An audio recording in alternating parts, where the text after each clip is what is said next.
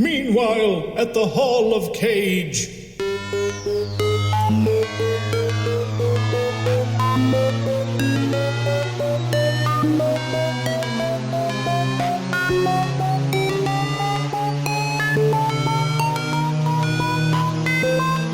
Caging Greatness Season 3. Loading in. 3, 2, 1. Nick Cage smooches good. Rule number 1, don't work where you live. Rule number 2, don't write anything down. Well, I'm one of those fortunate people who like my job, sir. Got my first chemistry set when I was 7, blew my eyebrows off, we never saw the cat again. Been into it ever since. Sometimes I let matches burn down to my fingertips just to feel something. Anything. People don't throw things at me anymore.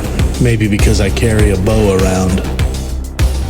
I just stole 50 cars in one night. I'm a little tired, I'm a little wired, and I think I deserve a little appreciation.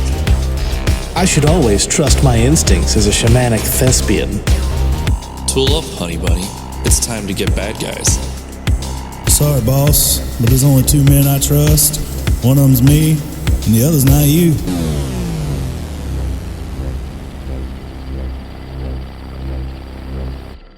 That's the movie. And 1 Abaddon. Abaddon. And then also we have a giant mechanism made out of glass panes that keeps giant goopy monsters in. And Matthew Lillard. Yep. And Matthew Lillard? And Matthew Lillard. Love that guy.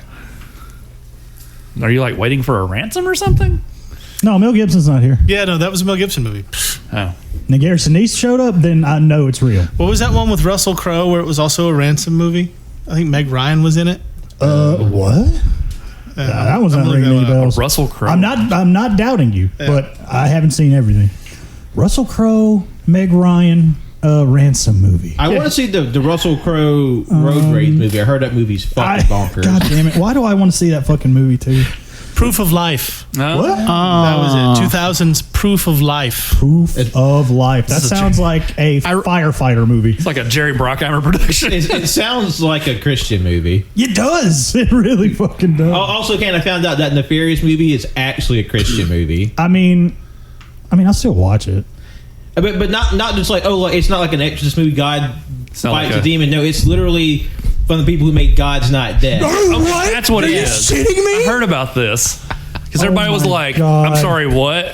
They're like, yeah, they just tried to sneak it in under something completely that no one ever think about. And I'm like, there's this thing called IMDb that people check religiously. You see, religiously. Ironic. You see, the thing to remember about Christian movies, and as someone who was in that culture for a very long time, the thing to remember about Christian culture in general is it's about 10 to 15 years behind everything else. That is very true. You're not wrong. So, all the popular Christian songs are going to sound like shit from 2005. All the popular Christian films are going to be very similar to things that came out in 2005. So a lot of Jerry Bruckheimer movies. A lot of Bruckheimer, yeah. Big budget. A lot of greens. God, I don't mean to I'm not trying to disparage my boy Sean Patrick Flannery, but I get why all the fans leaving that test screening were super stoked about that movie now. Yeah. It was the best. I'm like, oh, great. We're it's a fucking Marley and Me situation all over again. Because they're conditioned to say, no, it's a great movie. It reinforces my values better than the popular movies that are much better made, better acted, have better effects, better stories, better cinematography, better soundtracks, and are just better overall. The writing. But this one said Jesus, so I liked it. But that's the thing. There was no Jesus in that first trailer. That first trailer actually had my interest. That's the thing. They're trying to deceive you. Suck you in. They send you in there like, there's no Jesus in this movie. Then, it's just Jesus. This film was great. Yeah, even though it had 47 plot holes, at one point they literally just pulled some shit out of a wall. Yeah, that's why we should go see the superior Exorcist movie, The Pope's Exorcist, and watch just a Mario voice Russell Crowe zip around the Vespa. Which is apparently already getting a sequel. Yep. Really? Of course it is. Yes. God, why couldn't he use the voice he did in fucking, I don't know, that Thor movie I really hate. Oh, Love and Thunder. Yeah, that one. I legit forgot the name of that movie. He was one of the only good parts of that film. He was one of the funniest parts of that film. I mean, there were good parts of that movie if you took them separately, put them together, and it was not great. Two words, tonal whiplash. Yeah. My neck still hurts. Yeah. Well, you know why we're all here. I finally saw Cocaine Bear, and I want to talk about it. Yes! I still haven't seen it, but Finally, the cocaine cast. Spoiler alert. That's fine. The whole movie's ruined for you now. I The mean, bear is high on cocaine. what? I know. It is? I know. It's like that Jesus movie. It's all bait and switch. I thought it was like cocaine, like it was like coca, like he was high on chocolate. No, actually, it's just Michael Caine in a bear suit. I would watch the hell out of that. My Cocaine Bear. Oh my God, it's chasing us. Come back. I want to talk to you. Why does it have a British accent? I like the movie well enough. 3.5 stars. Yeah. Yeah. But it's the same Michael Caine from that Nicolas Cage movie where he doesn't know what a Slurpee is. Yes, that's the one. You put some respect on the weatherman's name, goddamn you. Well, I'm sorry. I was too hooted up on Dr. Pepper Jr. if you remember the plot of that movie. I like Cocaine Bear. I just thought it spent too much time focusing on the secondary characters who were there to be cannon fodder. I didn't need 5 minutes with all of those future dead bodies. That's all. We need more cocaine. Well, we're getting a sequel. We're getting Meth Alligator next. I thought Meth Alligator was like the Asylum adjacent type movie. Yeah. It is. I'm just going to pretend like Lake Placid is the prequel and as all these things are happening in one park. Does that mean Snakes on a Plane's also included in all this? Absolutely. I love that movie. I saw that movie twice. I own that DVD. Lake Placid's great. And Snakes on a Plane. Both of them. I own those DVDs. Lake Placid has Betty White being an asshole, and I love it. It is pretty funny. Also, I'm surprised how many Lake Placids there are. There's like God. 6. What if Lake Placid is the sequel to Golden Girls? Yeah, sure. Okay, I can Could be. Like, she got tired of taking all that shit, and that's why she was an old crotchety lady in this movie. I could see that. Sold. Fucking fan theories 101. Anyway, welcome everyone to Caging Greatness, the show where we talk about the films of Nicolas Cage. Sometimes. Like, it's half and half. We knocked out a grand total of 4 movies this year.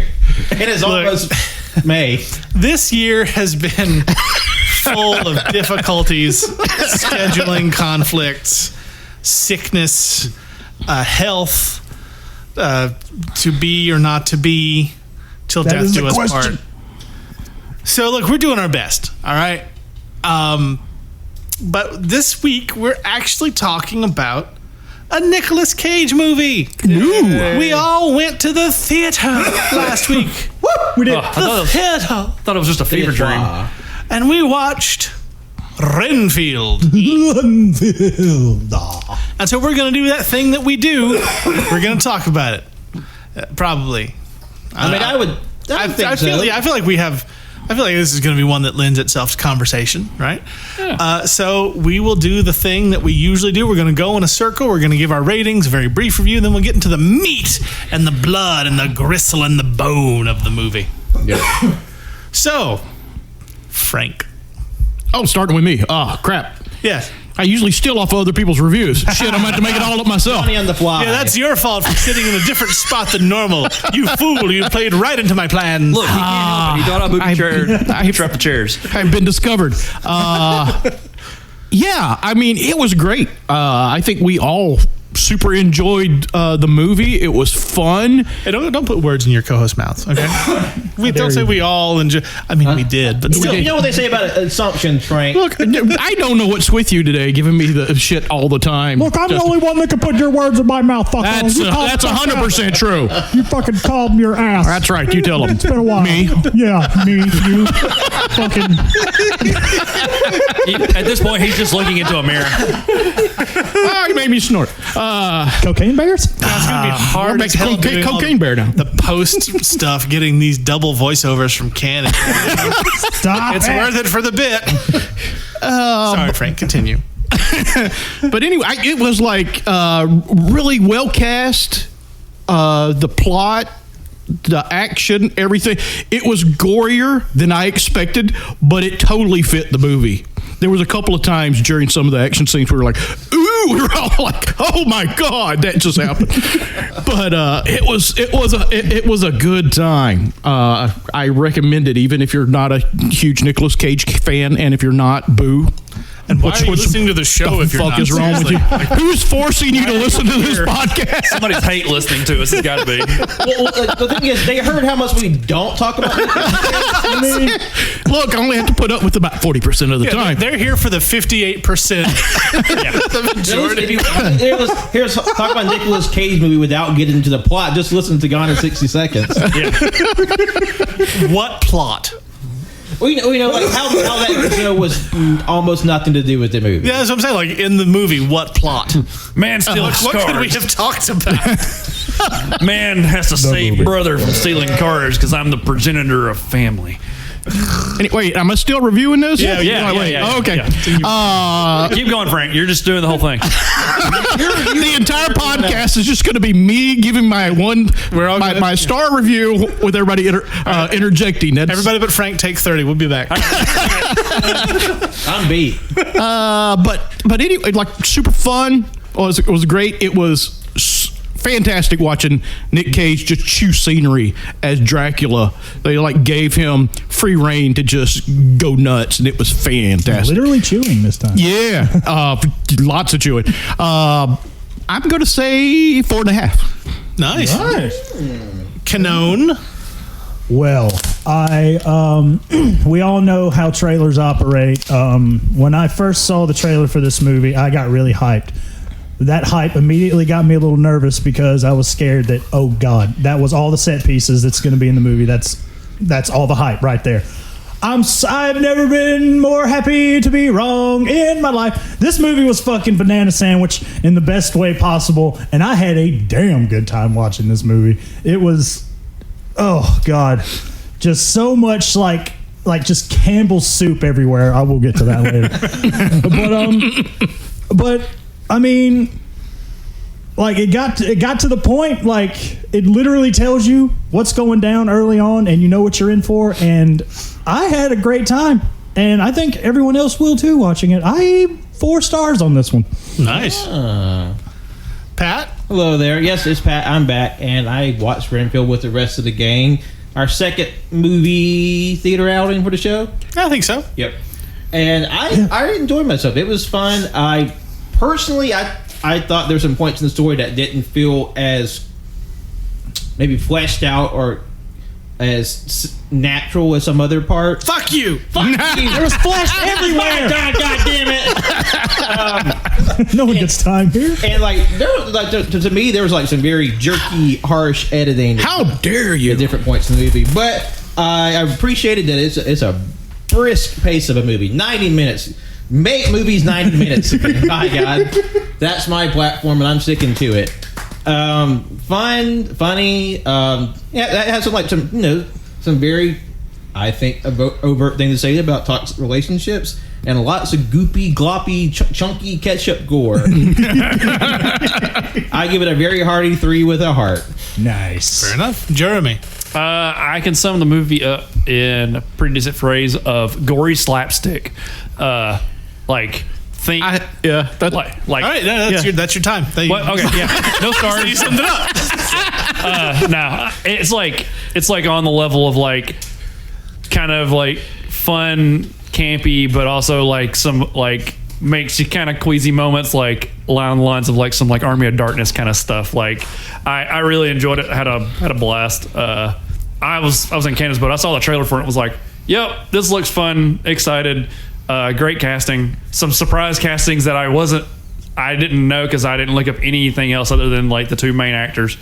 But yeah, no, I definitely did give it a 4. Definitely go see it. It's a lot of fun. It's great on the big screen. Yeah, it was. So, this is going to be a quick soapbox moment. I rate movies by my enjoyment of the movies. Does this mean that my 5-star films are perfect? God, no. Street Fighter from 1994 is one of my 5-star films. It's a classic. It's a fucking classic, right? If a movie is fun and you enjoy it enough, then it's easier to overlook issues it might have. Like, for example, the most recent Hellboy movie. Right? The editing was terrible. The CGI was worse. Mila Jovovich should never be allowed to do an accent in a movie ever again. It's bad. But I love that movie. I really enjoyed it. Same. And that's very similar to my feelings on Renfield. Like, yeah, there were issues. There was too much CGI blood for my normal taste.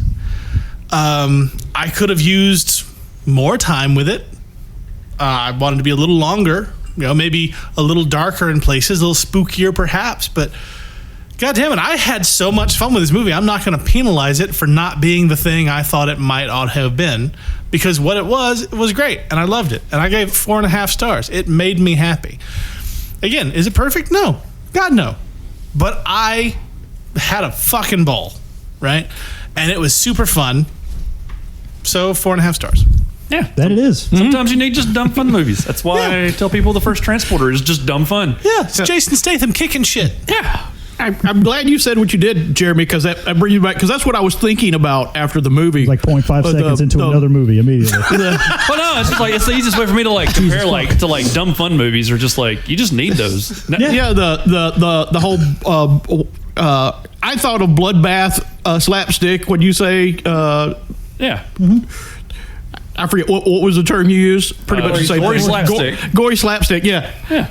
It was great. It was like I said, it was much gorier than I thought it was going to be, but it totally fit the tone that they were going for of just silly. It was like bloody but silly. Yeah. Yeah. It leaned hard into just let's be as campy as possible while still trying to have like a pretty decent message in there. Yeah, and that's exactly what they should have done. Yeah. If you're not going to make a straight horror movie with Nicolas Cage as Dracula, then this is the other direction you go to make it work. So I enjoyed it. But, okay, to give you the basic overview of Renfield. It is set up as a, honest to God, direct sequel to the original Bela Lugosi Dracula movie. And Nicholas Hoult plays Renfield. Nicolas Cage plays Dracula. I know that must come as a shock. What? They're in modern day. Nicholas Hoult is trying to navigate what has obviously become a toxic relationship with Dracula. Probably started off that way, but it's definitely become that more now. He meets an officer of the New Orleans Police Department, whose character name I don't remember, but is Rebecca. Thank you. Played by Awkwafina, who I enjoy. She's very fun in movies. And through her identification of him as a hero during a heist / assassination attempt gone wrong, he begins to believe that maybe he can do better and be a good dude. And then Dracula's like, nah, blah, blah, blah. Bring me a bus of cheerleaders. Dialogue is just blizzard. And also, what's his face? Ben Schwartz. Thank you. Yeah, he's there. That was the one casting that I didn't know was going to be in it, and I love that man. John Ralphio Saperstein's in there. It's Sonic the Hedgehog. and everyone's great. Everyone in this movie's great. So that's pretty much it. Like Dracula's like, blah, and Nicholas Hoult is like, no, and Awkwafina's like, what? And then John Ralphio's like, yo, and then there's crime. Sort of. Yeah. And superpowers. And then Nicolas Cage's like, give me an army worthy of Mordor, Transylvania. and then there's big fight scenes and lots of blood and like people getting heads punched off, and it's just really fun. It's just really fucking fun. I think I said it when we left. I was like, man, the balls of this movie to have some of the action sequences that did the same week as John Wick 4 came out. Oh, yeah. It's like, but they're entirely different. One's just Keanu Reeves being a precision accurate hitman killing everything, and one was Nicholas Hoult literally ripping a man's arms off and using them as spears. So fucking cool. That is the one that sticks with me. Him throwing the guy's arm into the other guy's chest. Just Chewbacca that guy. Yeah. And also, he tore that guy's face off too. Yeah. Yeah. There's a Mortal Kombat X-ray fatality with pooping. Like simultaneous pooping and puking. Yeah. Yep. So good. He hits John Ralphio so hard in the gut, he just. It was, that whole scene was just like they just ripped that straight out of Mortal Kombat. I mean, I'm not complaining. No. Oh no. Good artists borrow, great artists steal. Everybody knows that. What was I love at the very beginning when he runs into the hired hitman killer or whatever. I can't remember what the guy's name is, and he just knocks his head off. Yeah, like he's set up like, oh, this is going to be a big bad throughout the movie, and his head's gone. Yeah. Well, never mind. I mean, it was surprising to see someone that you think like, oh, this is Nicholas Hoult. It's kind of like a doddering kind of shrinking vibe. Which I think he plays that role pretty well. Like a role if this movie was made 30 years ago, like a Jude Law would play. Yeah, I can see that. Yeah. But also, he eats bugs. That gives him like temporary super strength and agility, and he just like goes into kung fu wolf shit. Hugh Grant would have also been good 30 years ago. Yeah, if this was made 30 years ago. Yeah. If they made Renfield when they made Vampire's Kiss, it would still be Nicolas Cage, but you don't see Hugh Grant. He definitely like fits the part because like he did that movie Warm Bodies. Yeah. So and he was also Beast. Yep. I love him as Beast. He was very good. He's also in Mad Max Fury Road. He was, yeah. And let's not forget, this isn't the first time the two Nicholases have been together in a film. Yeah, he's That's in right. The Weatherman. Yeah, which we referenced earlier, I believe, off show. And you weren't recording. That was a great bit. I don't remember. Well, I guess we'll find out when the episode I comes think out. it was on the pod. You'll find out when you don't edit this. Yeah. But Yeah, it comes no. out- We'll find out whenever someone listens to this. Not gonna be me. I'll tell you Thursday. Thanks. Quick, somebody drop it in the comment section. We'll be all right. Drop something in the comment section. You guys are not helping. Let us know you're there. It's like I can see it now. These guys are actually asking us if they referenced another movie on the fucking podcast. Hurtful, but fair. Fair. Truth. Fair. The truth hurts sometimes. I also appreciated the beginning of the movie being very much just ripping straight scenes from the Lugosi movies and just plugging in the characters. Well, even the title screen at the end of the movie, that's the same as the Dracula, like the font. It's great. Yeah. I think somebody had said that he modeled his Dracula after Christopher Lee, who played Dracula more than anyone. Christopher Lee played most things more than anyone. Yeah. Man. Yeah. That man he did a lot of shit. Yes, he did. Real life James Bond. And then it became a Bond villain. Yeah, I love that. And real life Dracula. Wait, I was supposed to say that part. We have to keep that under wraps. They're still looking for him. He was also a mummy too. And he was Van Helsing. And I am worst enemy. And he was a crazy scientist in Gremlins 2. Yeah. And he was a Jedi and a Sith and a wizard. Wait, was Christopher Lee the one that gets fucked by the girl gremlin? No, I can't remember who that one is, but who it was. But he was the one that was the scientist. He gets like electrocuted, I think, is what happens to him. I love Ooh, a man! Gremlin. Gremlin. I love Gremlins too. But Renfield. How many movies can we sidetrack on in one? This is the we're up movie that to we've been 13. waiting months to see. We can't make this one of the movies like, it was so good we had nothing to say. I really liked the fight scenes. They were really well choreographed. Yeah. Agreed. Yeah, they were fucking gnarly. Because it has like the two big action set pieces where these are trying to escape the hotel motel apartment complex, and there's just like literal SWAT team shows up, SEAL Team 6 shows up, and then he's got to get Aquafina out of there so they can go fight the mob, and then how just like they're just going down through the levels of this hotel apartment, and then at the end there's just like a little anthill of body in the center of it. Oh yeah, what she says about that is like, you know how people, when something bad happens to them, they're like, well, at least it's not as bad as when so and so. This is going to be my not as bad as. There's also the quicker fight scene in the restaurant. Yeah, where he decapitates a man with a serving platter. That's the one. yeah. It like cuts his hands off, his arms, like at the shoulder. It's great. She actually referenced that. Did you, sever that guy's arms with a serving plate? Did I? What? Did I do that? No, like the fight scenes were really well choreographed, and I'm really glad we've gotten away from that mid 2000s, like almost the Nolan-esque way of shooting fight scenes, where it's just flashes of people pretending to try to throw a punch, not connecting, and then everyone in the audience has a seizure. Ah, you mean the Jason Bourne editing style? That's the one. Yeah, We'll fix it in post. jerky cam / editing. And then that bled into Bond. Yep. Do we know how much of the action Nicholas Hoult did himself? I don't know, actually. Jeremy is our resident researcher. What do you have? Not a whole lot, to be honest. I looked up a lot of the stuff, and most of the things I saw were like all the references that we mostly like we're talking about, where it's like people spent time watching XYZ, the the whole opening title cards thing, and them trying to basically like point towards like Lugosi as like use this as a reference, but what if modern kind of stuff. I do think I remember seeing some behind the scene pictures of Cage sort of like staging his sort of like choreography for the movie. Then I'm looking. One behind the scenes thing I did know that Cage had trouble talking during the movie with the vampire fangs prosthesis, so he had his teeth filed down to better fit the prosthetics. Oh, good God. Those prosthetics were crazy looking though. Are you fucking kidding me? Is this No. one of those fake Pat fucking? No, I read that too. That's real. Yeah. I forgot to mention that after we saw the movie. Jesus Christ. Jesus. Yeah. Dedication. I mean, who else would do it but Cage? I mean, Dracula is one of his 3 dream characters to be. I mean, I guess he would have the money. The other 2 being Superman and Captain Nemo. Really? Yeah. Nemo, huh? Nemo. Big fan. Big fan. He really loves those giant squids. Let's see. Well, have you read the book? It's a complicated character, Pat.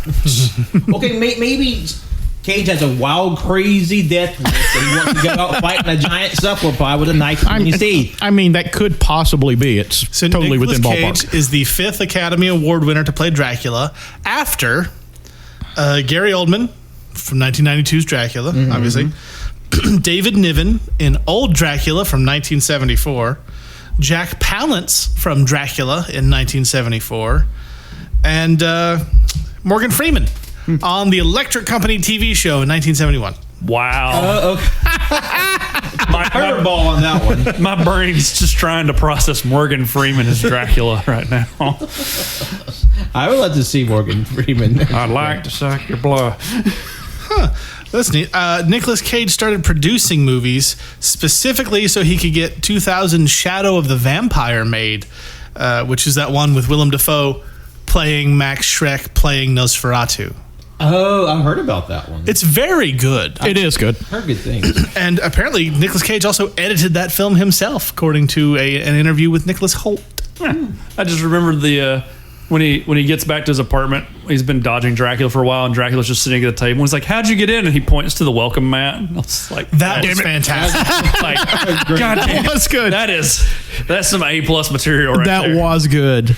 Like, note to self: make sure my welcome mat does not say "come on in" or anything like that, because I will be damned if a vampire shows up at my house. Even when Cage like crashes the self help group, like when the leader of the group is like, "Hey, Come on in. No! Yeah, like, God, no! You're not supposed to do that. I love the self-help group was great. The gag of every time, like, it always cuts to like the woman like giving like this really intense story, and she's like, "Well, I just fuck Carol." So everybody else, That was a funny bit. yeah. Man, I don't know what that feels like at all. I relate, Carol. I feel you, girl. It's okay. She died, and then they all had to experience rebirth. The existential dread of coming back from the dead. Also, all right. So this was like a brain stick for me. Is they use Dracula's blood to bring to regenerate people, right? Yeah. Isn't that how he makes ghouls?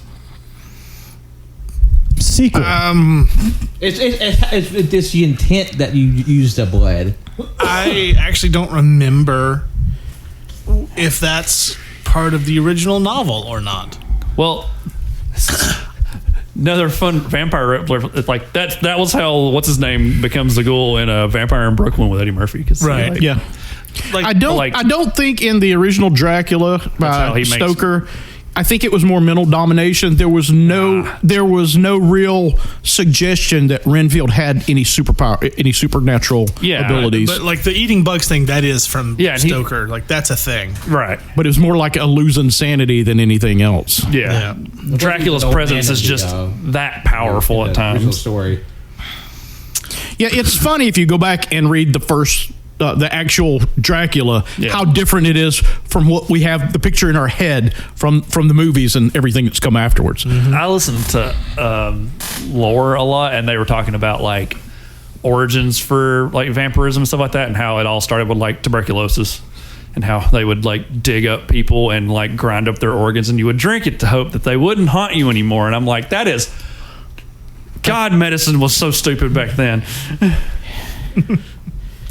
It's like, why did you just dig up this person and use their bones to make tea? Well, a sea serpent told me, and it seemed like a great move. Well, they would do it. They would like dig up the corpses like days after, and they would like, look, there's still blood there. Like, of course, they're freshly dead. So I found a little website that said 45 facts about Renfield, and it's just an article. And it's fact. It's not trivia. It's like Renfield released in 2023. Like, well, fucking no shit, Sherlock. Thanks. This movie was in theaters. No, that's one of them. Like released alongside The Pope's Exorcist. Like that's. I mean, you're technically accurate. I just don't like you. Yeah. Low effort writing. That is one of the problems with like trying to get behind the scenes stuff on a movie that's right now released, as opposed to one that's you got all the interviews after and that kind of thing. It is interesting to me that this was based off a story written by Robert Kirkman. Yeah. Oh, right. Skybound. He did a story that was then turned into a screenplay. So somebody took what I'm sure was a basic idea that had no ending, lingered for far too long, and made everyone mad, and turned it into something decent for a movie. You sure you're not talking about The Walking Dead? What? No, that's silly. Are you sure you're not deflecting your bitterness? Look, do I hate Robert Kirkman? Yes. Do I think he's a hack? Also, yes. At least Invincible's good. Do I like Invincible? Yes. Do I like The Walking Dead or anything else that man has made? No. Cannon, you've got this look on your face like... This has just been me all day. Oh. It's my face now. Yeah. So, yeah. I didn't know Skybound was like making movies. I was about to say, as the credits were rolling, I was just like, holy shit, Robert Kirkman? Really? And then it said Skybound. I was like, oh, yep, that Robert Kirkman. Well, Skybound even, like, it's a sub company of Image that Kirkman's over. And because, Image Comics was founded on giving creators freedom and ownership of their projects, right? But Skybound, it doesn't do that. Because there was a book called The Outer Darkness that was really good that got canceled, and the dude who did it couldn't finish it because he doesn't own it, because it's part of Skybound. Because Robert Kirkman is a shit. Fuck him. But other than The Outer Darkness, which from my understanding really swayed several people away from working with that particular subset of Image, they haven't really done it. Like, there's not a lot that happens under the Skybound banner outside of Walking Dead or Kirkman's other bullshit, I don't think. Was Ultra Mega under Skybound? I'm not sure. I don't remember. I'm going to take a quick look. This is Pat's recommendation. Read Ultra Mega. The only reason I read Ultra Mega is because Jason Aaron was like, this shit slaps. And I was like, okay. It does indeed slap. Yes, it slaps quite well. Very slappy. I would say a little bit more of my criticisms. Just like the movie, folks. Take it easy. How dare you? Oh, God, straight to the heart. They've got pitchforks and torches. I bite back. Punches you in the dick, too. Unprovoked. Go, cocked and nodded. But I think the strongest part of the story, for me personally, is when it's about Renfield and the self-help group and basically dealing with how just much power Dracula has over him and trying to distance himself from his evil master. I do think sort of the crimey, like, drug stuff kind of feels not as harmonious with that part of the story, at least for me. It kind of felt like the movie was bending over backwards to make the Aquafina plot, like, mesh with Nicholas Hoult trying to better himself. At least for me, it didn't quite gel as well. And it's like they had to have another antagonist. Well, yeah, her parts felt kind of like just there at times. Like, she's funny. I love her and like other stuff, but like her whole plot line with her sister was just kind of there. Yeah, like I don't have any. The issue is not with Aquafina for me. It's just like that plot didn't like. Because to me, I thought it'd be a little more, I guess, congruent if you took like John Ralphio's character, I can't remember Vince Wortman's character, and still have him be like a punk who thinks he's bigger than he is, but he'd be like somebody in the group's like, shitty acts, and he's like, I'm a drug guy, and I'm gonna think I'm just a bastard who thinks bigger than I am, and kind of keep it closer to that, and you can still have like Nicholas Hoult like combat that character. because like he thinks he's a badass, but he's a sycophant. That's why he hitches his wagon to Dracula at the end of the movie. Well, I mean, I think the biggest reason they've got the whole Awkwafina plot line in there is just because that's the mechanism for getting Renfield to see that he might not be such a bad dude. Because you have to have that outsider who sees Renfield and goes like, you know what? You're pretty okay, man. Otherwise, Renfield's just stuck in that relationship with Dracula because you can't. It's hard to escape those sort of relationships on your own. Almost impossible. A lot of people, you had to have that somebody going like, hey, you deserve better, man. And his self-help group was not going to be that. Those were cannon fodder. Yes. Well, I mean, we didn't touch on he starts going to a self-help group simply to abduct their significant others that are mistreating them to feed them to Dracula. It's like his whole job is to go and get victims for Dracula to feed on. And so he goes to a self-help group, and when they were like, so-and-so does this to me, he goes and kidnaps that guy and takes him back to Dracula for Dracula to eat. Sounds like something the Punisher would do. A little bit. Yeah. Frank, you got anything to say? No. Just going to clean my gun over here. Let's talk about how gnarly Dracula looked at the beginning of this movie. The makeup was fucking cool. Oh, yeah. It's fantastic. I loved his throne of blood. Yeah, with all the oh god, bags. That backlit blood bags. Yeah. Gee, I wonder what they could have done with all those bags of blood in this movie. They could have sprayed it around. Maybe. Yeah. They could have done that. No. It's a pretty dry movie. I mean, it's juicy. Don't get me wrong. It's like the Campbell soup crack I made earlier. Like, it's bloody, but man, it's like Taz orange at times, almost. If that makes any sense. It is very bright blood. And I'm not. It's like it didn't take me out or nothing. But at the same time, I was like, we referenced it earlier. Cocaine Bear. There's no spoilers. There's one scene where you don't even see anything, but you see blood, and it's very effective. Here, I mean, again, it's literally the innards of gushers in this. it's just like. I feel like that might have been a way for them to sort of skirt past higher ratings, because if you have super realistic blood, it's kind of but if you get into the weirder color shades, the MPAA is a little more lenient. Yeah. Just make it sillier. Yeah. Like how Kill Bill, they went black and white for the fight scene with the Crazy 88. Because it's not giant red blobs of liquid spewing everywhere. It's black and white. It could be anything. You can make a movie as gory as you want if you make the blood rainbow colored. Yeah, pretty much. That's a good theory. I want to see someone test that. Unicorn killing spree. So it's entirely possible that could be the reason behind the starburst blood flavors. You start running into weird ratings stuff. There's other movies that that stuff happens. Yeah. Because I can't imagine they'd really bump it up to R where they're just using liquid blood. But I don't know how finicky they are with that type of stuff. But the effects look great. I just love how you see Dracula slowly morph back into his normal self over the course of the movie, where he's literally a burnt out corpse at one point. He pulls out all the stops. He does the turning into mist, and bats. the bats. Yeah, we get to see sort of a bit of the mesmerize on other people outside of Renfield. Yeah, he flies, just straight flies. He floats a lot of times. Yeah, too. he does float a lot. That has the fashion. Yeah, some great suits. I'd wear those suits. That coat. Why isn't this a game? It is actually. What? Yes, there is a game. I have played it briefly. It's probably. It is basically a ripoff of Vampire Survivors, if you've played that, which is a bullet hell that plays itself, sort of.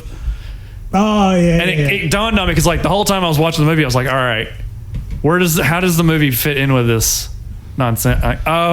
He wants to raise an army. Okay, yeah, that makes. It's in early access right now. It's only $4, so I was like, screw it, I'll buy it. I'll check it out. I'm like, it's just Vampire Survivors.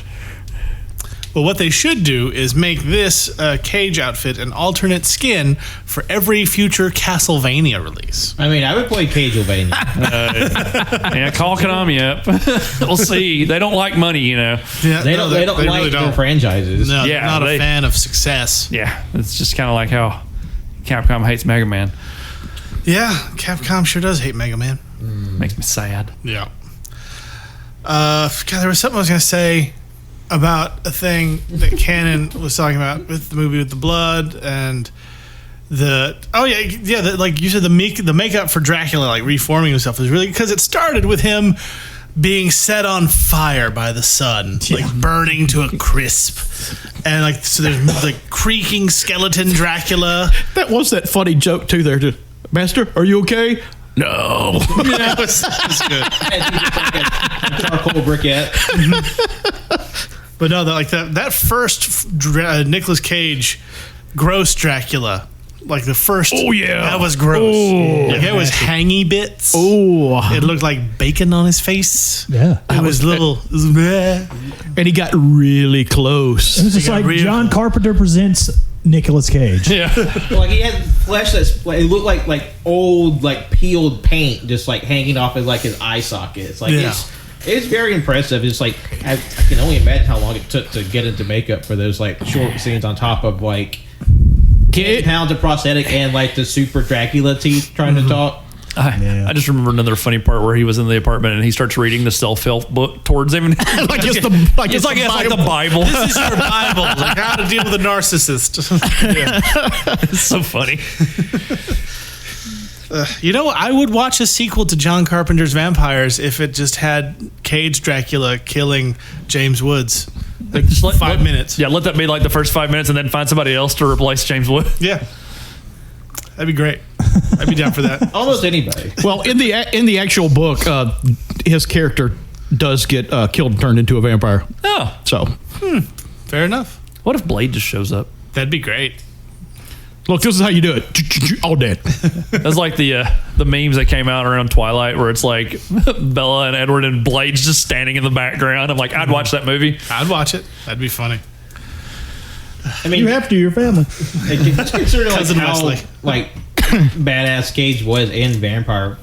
Toward like, especially at the final fight, it's like okay, maybe it does have some leg because you think the whole time, oh, he's just like he's got suggestive powers and he's like very like durable because he's a vampire. But like no, he's been around for thousands, hundreds of years. You know, the Prince of Darkness for a reason. Yeah, it's always interesting to me how they like do Dracula in various movies. Like you got like other movies that do. The first thing that was coming to mind was like was it Dracula 2000 that was Gerard Butler? Yes. Yeah. I remember watching that one and it was like, damn, that's a badass Dracula. And then like.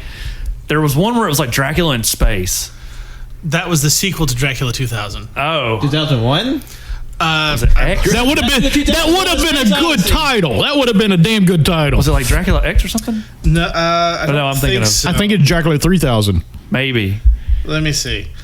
Well, I mean, it makes sense for Dracula to be good at fighting, considering if you're going with the Vlad Tepes origin, he's a goddamn war hero. Well, he even brings it up, like Cage brings it up in the movie where he talks about like Prince of Wallachia. Yeah, well, he mentions like impaling people. Yeah. So. Well, that was in the trailer when he was like, some people call me this, some people call me that. It was, and he referenced the Prince of Wallachia. It was actually called Dracula 3000. Okay. Yes. It'd been I was trying to remember all the other like iterations of like Dracula movies, and there was a few years ago. There was what was the one Dracula Unleashed or something like that? Dracula Untold. Untold. Yeah. It had one of the. It had the guy from Wales. He was Bard in Hobbit movies. Luke Evans. Yes. He was Dracula. Dracula 3000 stars Casper Van Dien. And Coolio. Oh God! And Udo Kier. Okay. Yeah, that's. I need to go back and watch that now. I just remember seeing Dracula 2000 and there's like a scene where they like open a Bible and it just burst into flames in front of Dracula, and I was just like, he's not that. Okay, yeah, maybe he is. He's literally the devil walking among us. Though that movie, he was Judas. Yeah. Yeah, well, in 2000 and 3000, that was the backstory. Yeah. Which I thought was an interesting take because that would make sense about why Silver affects him. And Wait, Coolio was a Dracula 3000? What the fuck? Coolio was also Listen to the show, Pat. You'll Coolio was also in the director's cut of the Ben Affleck Daredevil movie, which was vastly superior to the theatrical cut. Yes, it was. I don't know that I've ever seen that. It's much better. They actually have Matt be a lawyer, which is crazy. I know. And there's even more Evanescence in it. That's not a great part. Yeah, that's not a selling point, Pat. Stop it. It's just not what depending on who you're talking to. Yes, if you're talking to Amy Lee of Evanescence, then she thinks it's the best idea in the Hey, world. Daredevil launched a career. No, I never understood like the Judas thing. I don't like that. What that Dracula? Yeah, like the idea that it. I don't like because a lot of stuff has like he's actually Judas, like the Phantom Stranger in DC. Oh yeah, that's his origin. He's Judas. Like that's. I mean, I get it. They never outright state it, but I get it. But like the Dracula thing, it feels like because like why would he just turn super duper like if you're going by the biblical backstory, he felt so bad about betraying the Messiah that he killed himself. Why would he immediately twist and go, I'm a vampire, blah, I hate God? Well, a lot of stuff happens in 3,000 years. People get pissed off. A lot of it's like he get cursed. That's part of what it is or something. Yeah. I mean, that was the story there. He got cursed and... Well, then just go farther back. Yeah. Make him Cain some shit. That's Vampire the Masquerade. That's the origins of, like, Cain was the first vampire. That makes more sense than Judas. There was also the Legacy of Cain games. Yeah. I'm just saying, like, if you're going to tie it into biblical shit, like, at least get the lore better. Yeah. You know? Like, I'm a fan of lore. Yeah, make Dracula Noah. What was the... crap, what was the... Russell Crowe was already Noah. Now he's the Pope's exorcist. So now just have Russell Crowe be Dracula. I can't remember the actor's name, but the guy that played Dracula in Blade Trinity, Dominic, he was Heatwave in the... I don't know how to pronounce his name. Yeah. You have that Dracula who was called Drac. Yeah, he was built. And also, Triple H was in that movie. Yes, he was. And he had platinum fangs. And a little tiny dog. Dominic Purcell. You made a goddamn vampire Pomeranian. Thank you, Ryan Reynolds.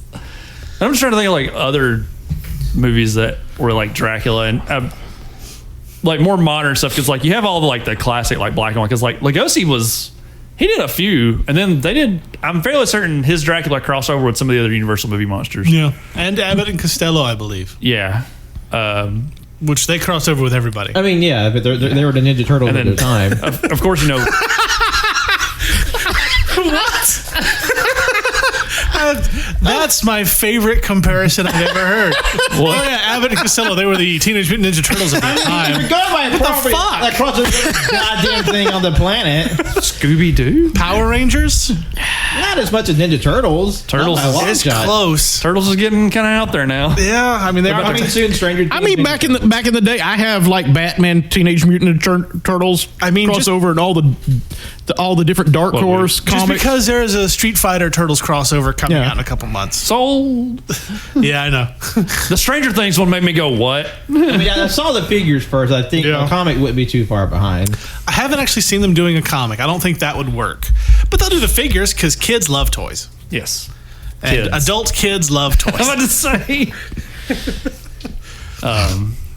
No, that was where my brain was like, because I was thinking about like with Cage being Dracula, just like kind of thinking about all the other iterations of like movie Draculas, and like he probably, you know, you have so much to pull from in terms of just like, but like, you know, he specifically mentions like Lee, and I've seen some of the Lee Dracula movies. Man, was fucking terrifying. Oh yeah, no, Christopher Lee's a scary person. Person. How about whatever the dude's name was who didn't do anything else in America, who played Dracula in Van Helsing, starring Hugh Jackman? Oh yeah. Oh right. God, I have that movie blocked out. Yeah. Didn't that guy also play the villain in the League of Extraordinary Gentlemen? Yes, he did. That's the same guy. He was Moriarty. The movie that caused Sean Connery to retire from acting after punching the director. It's so crazy. I remember. I didn't know that a second bit. Yeah, he punched the director. It was clocked him. It was funny because I remember like talking to I was talking to my mom about it the other day where I was like, man, it's funny to think that I was in high school, I saw Sean Connery's last movie, and she was like, what's that? I was like, Leave Extraordinary Gentlemen. I was like, I love that movie when I was in high school. I still like that movie.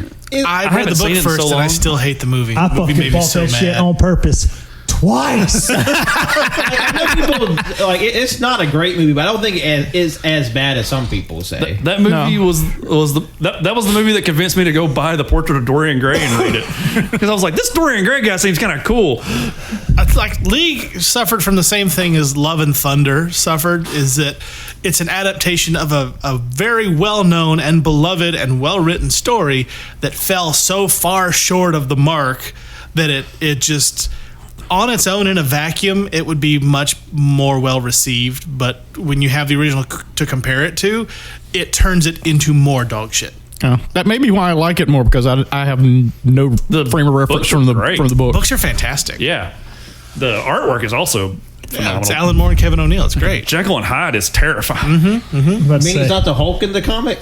No. He ooh boy. We need to tell you some of the shit that happens in that book after we go off air. I've heard tell of some of the things that happen in there. Yeah. He and the Invisible Man don't get along. Right up until the end. It's something else. Yeah. Yeah, no. And I didn't read the third one. I've got the first two, but I never read Black Dossier, which was like the newer one. It was weird and trippy, and I didn't like it as much. Yeah. It's just Alan Moore being all weird and trippy. I mean, it's General Alan Moore, right? Modern day, yeah. If I cross that man on the street, I'm going the other side. Oh, for sure. Yeah, because he's got powers. He'll zap you. Yeah. He'll turn you into a toad. He'll threaten me with venom. All right, so there is one thing I wanted all of us to do here before we end the show, because I thought it'd be fun. And I'm going to put you all on the spot, because I'm still thinking about my answer to this question. I've come up with a question. Having seen Renfield, who is your favorite movie version of Dracula that you've seen? The list isn't very long. Well, then there you go. Cage by default. I knew it. You love this movie. I mean, like, I know what I'm going to say. I don't know if it's 100% honest, but I want to say Leslie Nielsen.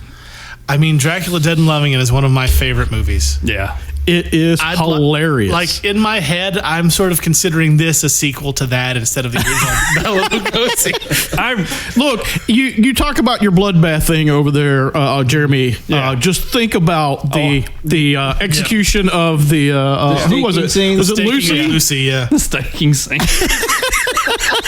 They must have used at least 50, 60 gallons of blood. It was like the well from Army of Darkness. Yeah. That was one of my first Leslie Nielsen films I'd ever seen, like, Nice. growing up.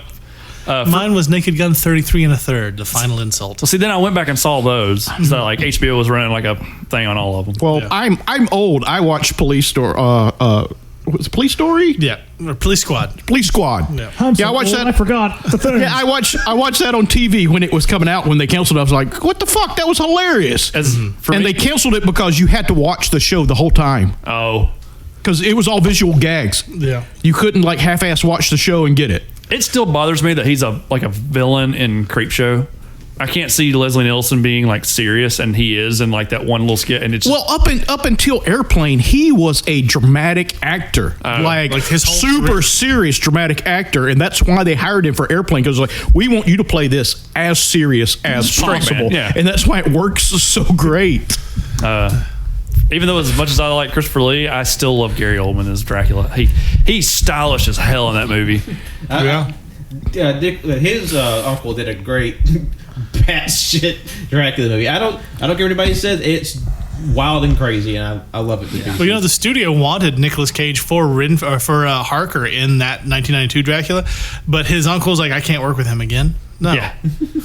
So they got Keanu Reeves. with the best English accent ever put to film. I blame Coppola for that, because if you've got your guy as Jonathan Harker and he can't do the fucking accent, you get him a coach, it doesn't work, he can't do the fucking accent. You fix your problem immediately with a quick rewrite.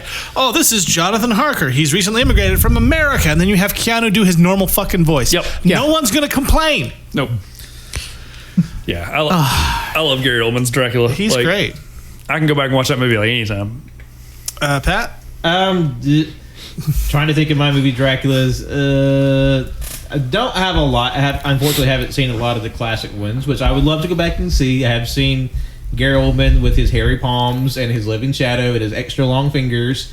But you know, I'll give it to Cage for this moment because he just did a killer job. And despite what people said, there's more Cage in the movie than you think, but not as much as you would like. But the way some people talk, like, oh, he's only in the movie for like 2 minutes or something. It's like, that's not right. Pretty present. No, that's a good like 20, 30, like a third of the fucking movie with his Cage centric at least. So you get like bits and pieces of him on like in like the first act, and then as the second act progresses, he starts like showing up more, and it's spread out really well. Yeah, they do a good job of like building him back up. Like you see him at like full power at the beginning of the movie, and then by the end of the movie, he's back to just being fucking badass. Cannon, what you think? Well, this show has made me realize either A, I have not seen very many renditions of Dracula. Like I haven't even seen like any of like Nosferatu or hell go see any of that shit. But I have seen Blade Trinity though. That being said, I thought Cage was, again, I thought he did a fantastic job in this movie. I loved him as Dracula in his, and I'm going to butcher this fucking name. I know I'm going to say it wrong, but I got to give it to Duncan Regier, play Count Dracula in Monster Squad. I would have been disappointed if you hadn't said that as your nice. And plus, he delivers probably the best line of Dracula has ever said in a movie. Give me the amulet, you bitch. This is to like a 6-year-old, by the way. Also, he had the best Dracula powers, dynamite. Yeah, he blew everybody up in that movie. I mean, those are generally the best powers for anything, I think. There's a reason why it's rock, paper, scissors, dynamite. Yeah. I like I've mentioned earlier, Shadow of the Vampires, Willem Dafoe as Max Schreck, as Count Orlok.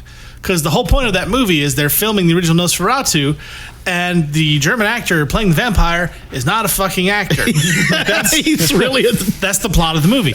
And Willem Dafoe is terrifying. It's wonderful. I love it. Can't wait to see him as Nosferatu. Yeah, like actually play. That's going to be awesome. I'm so excited for that. Like the original Nosferatu is excellent. I love the Bela Lugosi one. Christopher Lee's portrayals were fantastic. You know, even fucking Gerard Butler was good in Dracula 2000. Yeah, he wasn't bad. It wasn't a terrible movie. Headed Dracula. Eddie Murphy is almost indefensible. Hey, I don't think he's Dracula though. I don't know if it's close enough, and I hate it. But honestly, like Cage is great, but to me, it's still Bela Lugosi. I love his delivery is iconic for a reason, because he couldn't speak English, so he was doing the lines phonetically. That's why he says the children of the night. Reading about some of like the stuff about him is also kind of interesting about like some of his preparations for that role. Mm-hmm. So like he's great. He's great. Yeah, the outfit is his too. Yeah. Mm-hmm. The thing that's become like iconic to Dracula, the little medallion thing. Yep. That's actually his. He didn't like the way the tuxedo was just there, so he added that from his own personal effects. Brought that shit from home. Yeah, he brought his clothes from home. Man had drip. Yeah. He had all the, as the kids say, riz. I'm sorry, what? This is the first time I'm hearing this. No, we went over this the last time I was here because my youngest told me I had riz for having an all-female D&D group. It is apparently short for charisma. Yeah. Also, you gotta do like the hand on your chin, with the one finger up. Yeah. I hate it. I hate. Nope. This is definitely old man yells at cloud moment. I think the consensus among the group was I hate everything about that. Yeah, Somebody tells me I got the Riz, I'm gonna be scared. I gotta schedule a fucking doctor's appointment. Like you have like some like Victorian, like Ricketts disease. Hey man, you got Riz. No, I got saltines. I left the Ritz in the Riz. Riz. Still, my brain was like, are they mispronouncing? Is that like shorthand for Rizzo from like Muppets? I mean, that'd be great. That would be great. Somebody call me Rizzo. I love Rizzo. Yeah, I like Rizzo is one of my favorites. Mm-hmm. Honestly, Ken, I'm surprised you haven't heard that, being a social media sensation. Because I heard it all over, but I heard it all over TikTok. So I don't. Well, I fine tuned my fucking area of TikTok. I do too. I don't have it. That's why you're an unsupportive prick. No, I'm kidding. That was a joke. That's why Kenny hits I'm so upset. That was a joke. Okay, boomer. Hits a little filter. Yeah. Okay. I'll go there. No one under the age of 25. Well, I'm violating that badly. Once again, I follow my social media star friend here. Stop calling me that, y'all. Jesus Christ. When it happens, then you can call me that all you fucking want. Told to. you, his face on the billboard, not mine. We're just going to manifest. I'm just saying that one video you got, it got like what, over 100,000 views? Yeah, but it's almost a year now. Still, that's a lot. It was a cat in there. It's a lot. It was a cat. It wasn't even my cat. I kind of cheated. You have to get on Cat Talk. The cat has Riz. Oh God, here we go back. Gotta get my social media friend Chris Barron on Catterday and fucking get him to like. Hey, he's my social media friend too. Yeah, hell yeah. High five. Yeah. Like, there we go. We're just two princes here sitting with our friend, lead singer of Spin Doctors, We talk Chris about Barron. them on Twitter. Oh God, I love that band. Oh my goodness. All right. I think that's going to do it for tonight. I want to thank you all for listening. We're going to do our plugs and show off some of our social media Riz and get out of here. No. So, Frank. Fuck. Fucking putting on the Riz. Where can the people find you, Frank? I'm on Instagram as Postman Franklin, and I'm on TikTok. Is there an underscore in that? Yes. Postman underscore Franklin. Yes. And I am on TikTok as Swarley. I repost things and like canon stuff, and that's about it. Thank you, Frank. Well, I mean, you're liking your own stuff though. Yeah, this is weird, but like this is alt account. It's fucking hard, like running two fucking accounts. Let me tell you. I bet. I'm basically like holding this poor chap up at gunpoint the whole time. He's like, talk about this movie, fuck off. Canon. I'm sorry. Crack yourself up there. It is not a. Sometimes I pop myself. It is not a Cajun Greatness podcast with me on it. If Canon does it, troll me a couple of times. I've been that Canon guy. You find me at that Canon guy on Twitter, Instagram, Letterboxd, and if you really want to make me a social media star on TikTok, follow me there at that Canon guy as well. Jeremy. Hi, I'm Jeremy. I have a Twitch called twitch.tv/backwards hero where I'm currently been playing Across the Obelisk with some of my friends. It's wacky and crazy, and it's a RPG card battling game. I also have an art account on Instagram. It's press art F4, just ART F and 4. That's also on Facebook. And then I also have another show that's called The Instruction Booklet, and we have a few socials, but you can find it on the link tree. It's like link.tr. I can't remember how the link tree works, but it's basically like Linktree/instruction booklet. And it's got our Twitter and our Facebook and a feed stream to the first episode or episode 0. So, and the next episode should be coming out soon. So, thanks for the folks that are tuned in. Nice. Yeah. Patrick, what's going on in the world of Well, in the great grand cosmos of AYCH, if you listen to this episode the week it comes out, that means on Monday, April 24th, is episode 303 of All You Hear podcast, where I had a sit-down interview with up-and-coming horror comic artist Bree Tippett. We talked about horror, talked about comics, and her upcoming graphic novel, Darla, which she is illustrating and is written by horror actor and director Josh Rubin. It's a really fun, succinct episode. Go check that out on AYC's Extra, the home of instruction booklet, which is coming out later in the month of May. We have more episodes in this last week of April. The 26th is a new episode of The Backlog Boys, where they review Hi-Fi Rush. And then on April 28th, Friday, is a new episode of Muscle Orchestra, which is a wrestling review and discussion podcast. And you can follow me, Patrick, Twitter, Instagram, Letterboxd. John lost his name. Nice. I'm Captain Jimmy. You can find me at Captain Jimmy's Kind of Art, Captain Jimmy's Almost Music, Captain Jimmy's Toy Box. You can find me here in town at the comic strip. I sell comics. That's what I do. Come buy something. You can also check out the Cajun Greatness merch store at tpublic.com/user/Cajun Greatness. I would tell you what our schedule is going to be coming up, but let's be real, it might not be. So may as well just be as surprised as we are, because that's where the fun is. But thank you all for listening, and we will see you next time. Bye. Blah. Blah. Blah, blah, blah. How absurd. Why couldn't you put the bunny back in the box? How absurd. I'm gonna steal the Declaration of Independence.